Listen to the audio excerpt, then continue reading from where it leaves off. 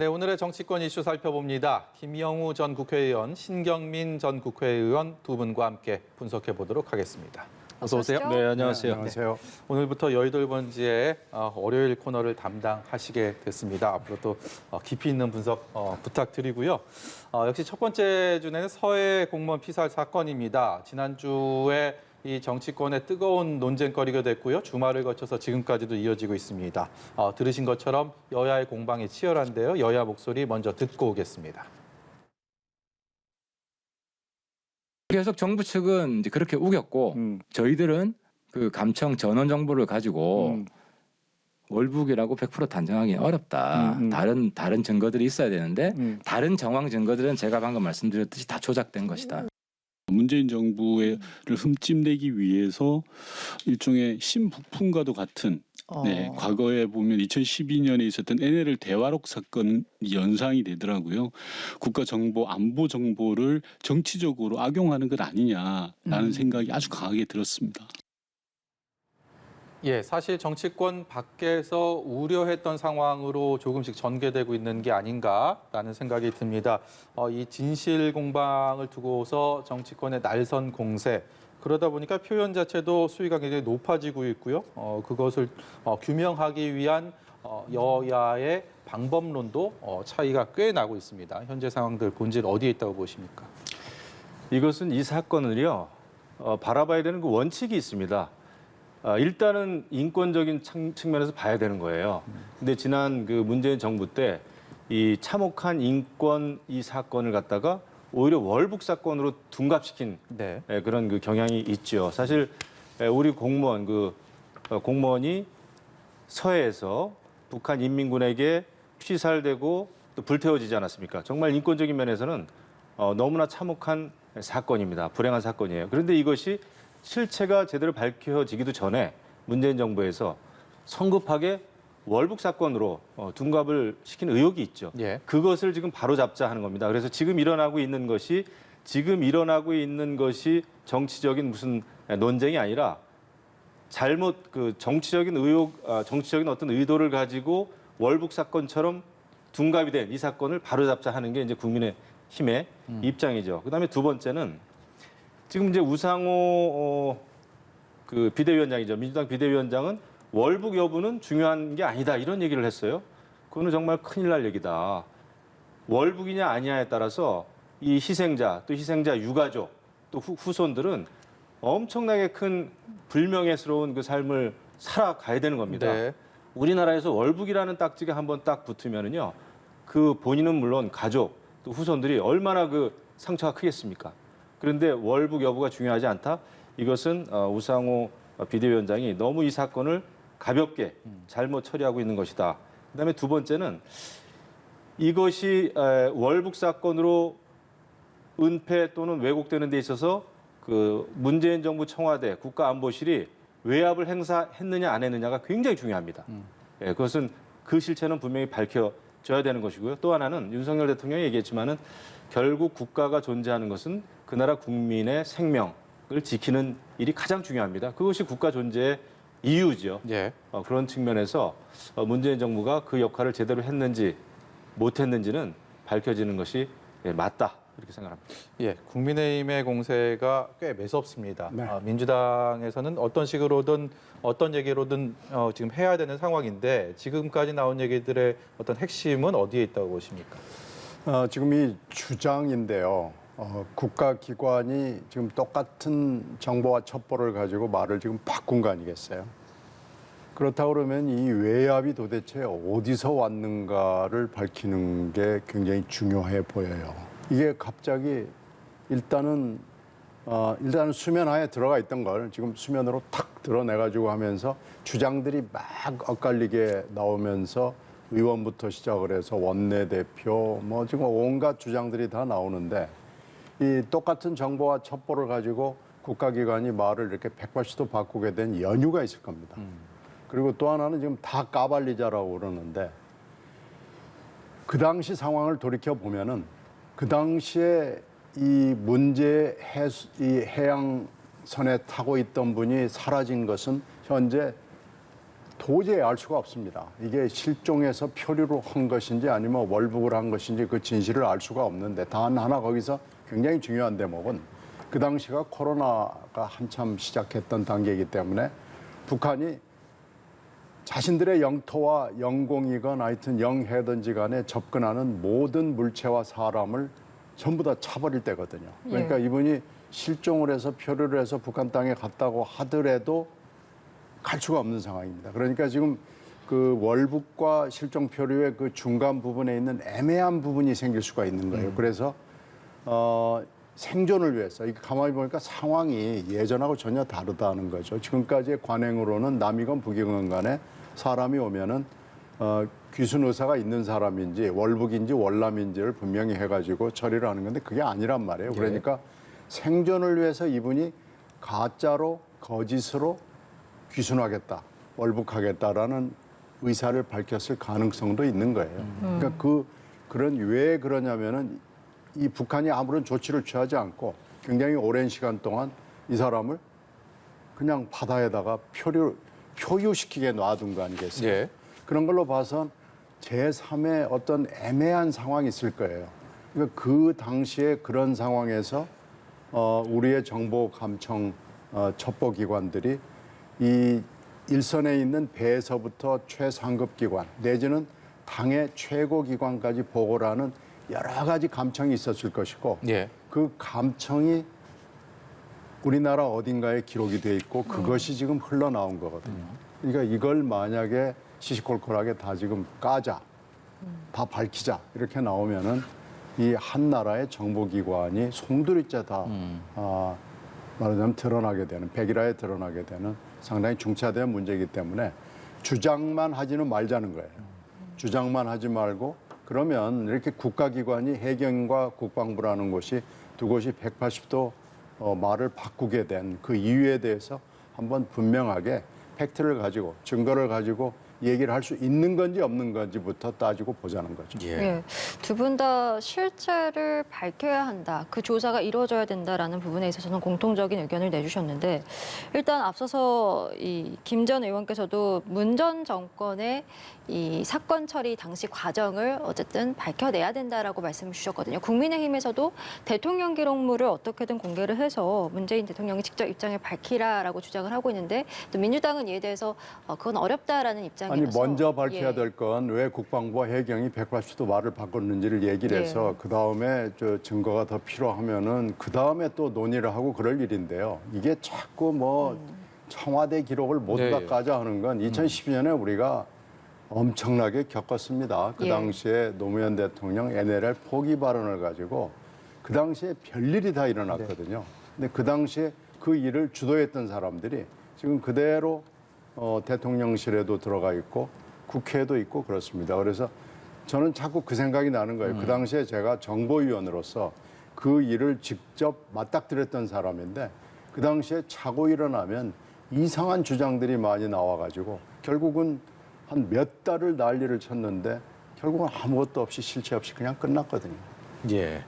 지금 이 기록물을 공개를 하자. 그래서 이 숱한 가능성들을 좀 사실인지 아닌지를 좀 확인하자라는 것이 국민의힘의 주된 주장인데 현실적인 제약들이 분명히 있습니다.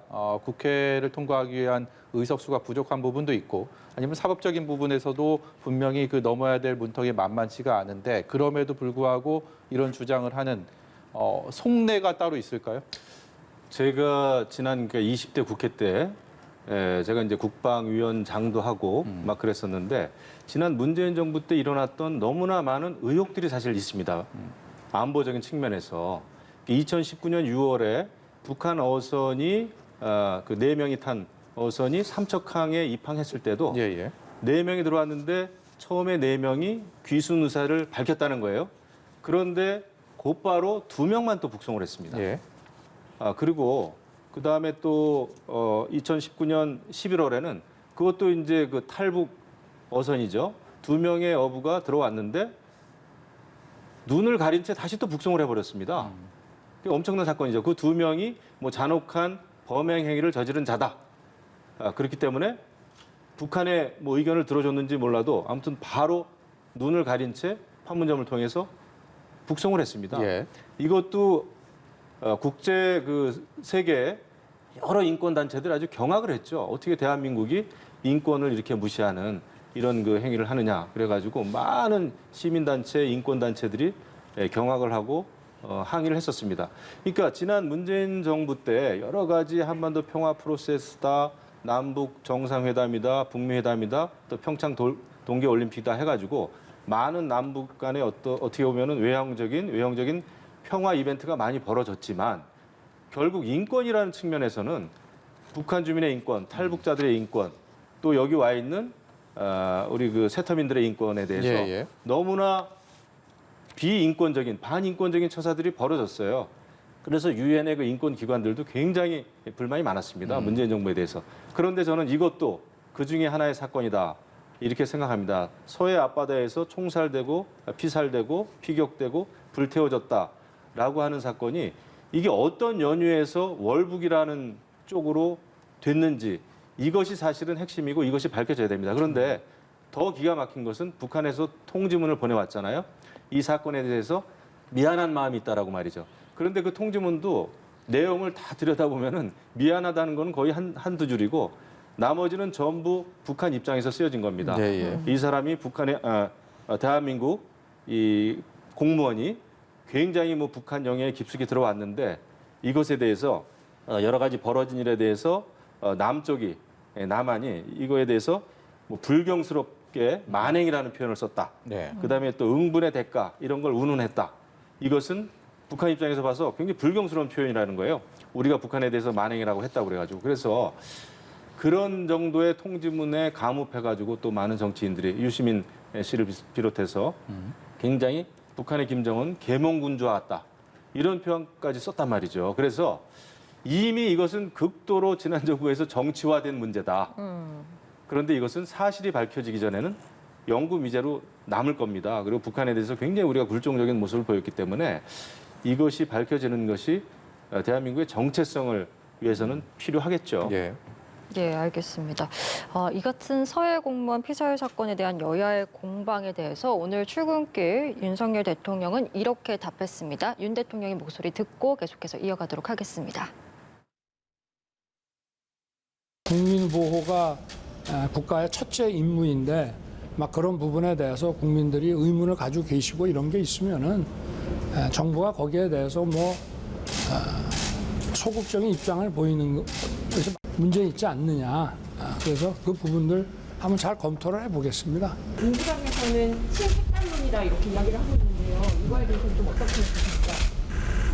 법과 원칙에 따라서 공정하게 처리하겠습니다. 예, 국민의 의문에 대해서 정부가 소극적 입장을 보이는 것은 문제가 있다 이렇게 답한 윤 대통령인데 이번 사건과 관련해서 법과 원칙에 따라서 공정하게 처리하겠다고도 답을 했습니다. 이렇게 말했다는 건 이 사건에 대해서 감사와 수사 필요성을 어느 정도 강조했다라고 해석해도 되는 건지 어떻게 좀 그렇죠. 윤 해석하시는지. 대통령은 지금 매사에 대해서 법과 원칙 얘기를 하고 있고요. 법과 원칙이 이번만 나온 게 아니고 지금 이 도어 스태핑에서 나오는 매 사안마다 나오는 거기 때문에 깜짝 놀랄 일은 아니고요. 이미 감사는 시작이 됐고 이제 수사도 아마 유가족들이 제기를 하겠죠. 고발을 할 테니까 또 고발은 또 얼마나 많이 들어오겠습니까? 그러면은 수사도 어쩔 수 없이 진행이 될 거고요. 지금 이런 상황에서 이제 다음 단계 정치적인 여야의 공방을 벗어나서 감사 그리고 수사로 진행될 것이 너무 분명한데요. 예. 근데 여기서 수사와 감사 별것을 다 해도 안 되는 부분은 이 첩보 수집, 정보 수집 부분입니다. 이걸 다 내놓으라고 하는 것이 수사와 감사에서 이게 가능하지가 않아요. 그래서 이게 아마 수사와 감사도 분명히 한계가 있기 때문에 예. 결국은 이게 실체적 진실을 밝히고 거기까지 진행이 될 수 있을지 매우 지금 의심스러운 상황이고요. 이 공방 수준에서 크게 벗어나기는 좀 어려워 보이는 거 아닌가 그렇게 예. 전망합니다. 저는 저런 생각이 듭니다. 제가 쭉 이렇게 국방에 있어 보니까 우리 쪽에서 또는 일본이나 미군 쪽에서 확보한 여러 가지 감청 이런 그 내용을 직접적으로 공개하는 거는 불가능해요. 또 그런 루트 어디서 어떻게 했는지 그거는 국가 안보에도 이제 문제가 있죠. 그렇죠. 하지만 네. 최초의 우리 국방부나 해경이 2019년도에 이 사건이 일어나자마자 발표했던 최초의 그 입장이 이제 국가안보실을 통해서 이게 좀 바뀌었단 말이죠. 예, 예. 그 과정을 좀 밝히면 저는 된다 생각을 합니다. 그 과정은 충분히 밝힐 수가 있다고 봅니다. 다만 첩보의 어떤 여러 가지 방법이나 그 소스, 원소스를 밝히는 거는 제가 봐도 쉽지 않을 겁니다. 하지만은 그 대국민, 그다음에 대언론 그 발표 내용이 어떻게 해서 중간에 이렇게 바뀌게 됐는지 그거를 밝혀야 되겠죠. 예. 다른 얘기 좀 해보겠습니다. 문재인 정부에서 임명한 국가기관장들, 특히 권익위원장 그리고 방송통신위원장을 자리를 둘러싸고 국민의힘의 공세가 거셉니다. 아직 임기는 1년 이상 남았는데 정부가 바뀌었고 그렇기 때문에 같은 가치를 추구하지 않기 때문에 자리를 내놔야 되지 않겠느냐라고 주장을 하고 있는데 두 당사자는 그럴 의사가 없다라고 오늘 또 확고히 얘기를 했습니다. 이 문제는 어떻게 풀어야 된다고 생각하십니까? 지금 한쪽으로는 블랙리스트 수사를 하고 있고 또 한쪽으로는 나가라고 그러고 있고 이게 지금 이율배반적이거든요. 그래서 어느 한쪽을 분명히 해줘야 될 거고요. 만약에 이렇게 수사를 해서 지금 전 산자부 장관이 재판을 받게 돼 있는 상황이고 이미 환경부 장관은 재판을 받았고 수감 중인 상황이고 이렇다 그러면은 이 뒤에 일은 안 해야죠. 전현희 권익위원장은 아무 얘기 안 해야 되는 겁니다. 근데 지금 한 손으로는 이렇게 하고 한 손으로는 다른 짓을 하면은 이게 지금 이율배반적이고 도대체 일관성이라는 걸 찾아볼 수가 없기 때문에 이건 더군다나 임기제 정무직 공무원을 이렇게 만들어 놓은 것은 이유가 있거든요. 예. 그건 검찰총장이 그렇듯이 권익위원장도 그렇고 방통위원장도 그렇고 독립성과 자주성과 객관성과 중립성과 뭐 이런 것들을 뭉뚱그려 가지고 만들어 놓은 거기 때문에 예. 법과 원칙을 그렇게 얘기한다 그러면은 한쪽 했으면 다른 쪽은 하지 말아야 됩니다. 이게 더 이상 이 문제를 가지고 끌고 가는 것은 대통령에게도 불리하고 여당에게도 합리성, 일관성을 못 갖는 거죠. 여당에서는 그렇다 하더라도 여기에 대한 공세나 압박을 계속 이어갈 분위기, 조짐이 현재로서는 보이는데 좀 변화의 여지가 있다고 보십니까? 뭐 나가라 그런다고 나가겠습니까? 지금 분위기에서. 예. 정치적으로 뭐 무리하게 막 그럴 수는 저는 없다고 보고 예. 말 그대로 정무직이기 때문에 정무직 뭐 임기는 있겠지만은 그 임기를 끝까지 마쳐야 되는지에 대해서는 저는 의문이 있어요. 그 정권이 바뀌지 않았습니까? 임명권이 있는 대통령이 바뀌었고 정권이 교체됐는데 예. 정무직이 임기가 있다고 해가지고 계속 임기를 마치겠다 하는 게 저는 굉장히 좀 어색해 보입니다. 지금 윤석열 정부 하에서 전현희 권익위원장이 어떤 생각을 가지고 지금 윤 정부하고 보조를 맞추게 될지 저는 그게 잘 될까요? 그런 면에서 이제 나갔으면 좋겠다 이건데 정권이 근데 바뀔 때마다 이런 일이 벌어지잖아요. 예. 그 문제를 해결해야 돼요. 사실 윤석열 정부도 지금 남아있는 방통위원장이나 권익위원장 보고 나가라 계속 나갔으면 좋겠지만은 예. 근본적인 문제를 해결하기 위해서 그러면은 앞으로 정말 정치적인 중립성, 독립성이 요구되는 검찰 쪽, 또 사법부, 그다음에 뭐 권익위 같은 이런 것은 이런 직함들은 어떻게 하면 더 확실하게 이제 그 임기가 보장되는지, 그다음에 나머지 정무직에 대해서는 정권이 바뀌면 당연히 나가야죠. 장차관도 다 바뀌는데. 예. 그래서 이런 것은 근본적인 문제를 좀 해결했으면 좋겠다 네. 생각합니다. 전현희 위원장은 제가 보기에 좀 윤 대통령이 잘못 건드린 것 같은데. 어떤 면이 그랬어요? 더 안 나갈까요? 전현희 위원장 간단한 성정이 아니고요. 예. 민주당에서 강남에 가가지고 몇 번을 떨어져 가지고 거기서 재선까지 한 분이고요. 네. 그리고 권익위원장이라는 자리는 그렇게 정권의 교체에 따라서 왔다 갔다 하는 그런 성격의 자리가 아닙니다. 그래서 또 한상혁 위원장, 방송통신의 정치적 중립성, 객관성을 요구하는 자리잖아요. 한상혁 위원장, 그것도 잘못 건드렸습니다. 알겠습니다. 여당 얘기도 좀 해보겠습니다. 이준석 당대표 부적절한 의혹이 불거졌었고요. 여기에 대한 진실 공방 속에 모레죠. 모레 이틀 뒤에 국민의힘 내부에서 여기에 관련된 최종 심의를 한다고 오늘 발표를 했습니다. 이준석 대표는 일정 외에는 통보한 것이 없었고 윤리위원회는 상황에 따라서 출석하겠다라고 얘기를 했는데 이것이 국민의힘 지도부 특히 여당 대표의 어떤 기사회생의 계기가 될지 아니면 지형도를 완전히 바꾸게 되는 계기가 될지 관심이 큽니다. 어떤 전망하고 계십니까? 이게 국민의힘이 굉장히 지금 고약한 상황에 처해 있습니다. 이준석 당대표가 누굽니까? 사실은 그 젊은 바람, 새로운 바람을 불고 와가지고 지난 대선하고 지방선거 때 사실 많은 젊은이들로부터 우리 국민의힘이 뭐라 그럴까요? 그 시선을 받는데 굉장히 도움이 됐잖아요. 네. 그거를 부인할 사람은 별로 없을 겁니다. 하지만 이제 이준석 당대표가 당내에서 또 여러 갈등의 정점에 여러 번 지금 서요. 오늘 아침 최고위원회의도 배현진 굉장히 최고위원도. 소란스러웠더라고요. 그래서 근데 그게 좀 계속 이어지는 겁니다. 그러니까 윤석열 당시 대선 후보하고도 갈등이 좀 있었고 또 원희룡 지금 국토부 장관이죠. 원희룡 장관하고도 굉장히 그 설전이 한 번 있었죠. 또 정진석 지금 예. 국회 부의장하고도 있었고 또 배현진 최고위원하고도 있었고. 잠시 뒤 출연하게 될 안철수 의원과도 빼놓을 수가 없지 네, 않습니까? 거기가 지금 또 제일 심각해지겠죠. 네. 그래서 당 대표가 이게 돌아가면서 지금 여러 라운드를 통해서 많은 당내 요인들하고 이렇게 부딪히는데 이렇게 되면은 이제 우리 국민의힘이 국민들로부터 굉장히 신뢰를 잃어가겠죠. 그러니까 이준석 대표가 몰고 왔던 그 신선함이 잘못하면 이게 피로감으로 바뀔 수가 있단 말이죠. 사실 이준석 대표는 장점이 많은 젊은 정치인이지 않습니까? 예. 그럼에도 불구하고 조금 더 안정되고 균형 잡힌 당 대표로서의 모습에는 조금 부족함이 있어 보여요. 사실 당내 갈등이 있을 때 그것을 아우르고 포용하고 미래로 나아가야 되는 자리가 당 대표인데 그래서 그런 면에서는 좀 굉장히 좀 불안스럽고 더더군다나 지금 이제 내일 모레로 뭐 지금 결정이 됐다고 그러는데 예. 윤리위에서 어떤 결정을 내리는가에 따라서 국민의힘이 대혼란에 빠질 수 있을 것 같아요. 이걸 중징계를 하자니 당이 완전히 지금 그렇게 되면 정말 블랙홀로 빠져 들어가죠.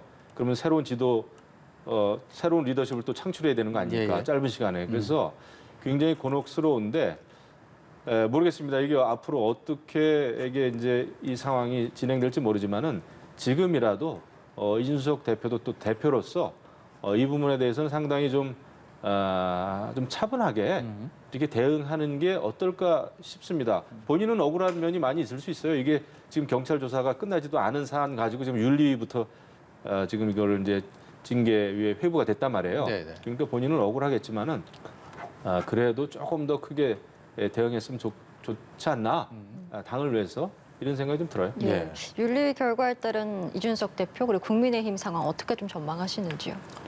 지금 뭐 굉장히 미워하는 사람이 너무 많아가지고 윤리위가 지금 2일 날 열리려다가 성원 부족으로 모자라가지고 못 열렸잖아요. 그러면서 이게 계속 뭐 며칠 지고 연기하다가 22일은 이건 이제 피치 못할 날짜인 것 같아요.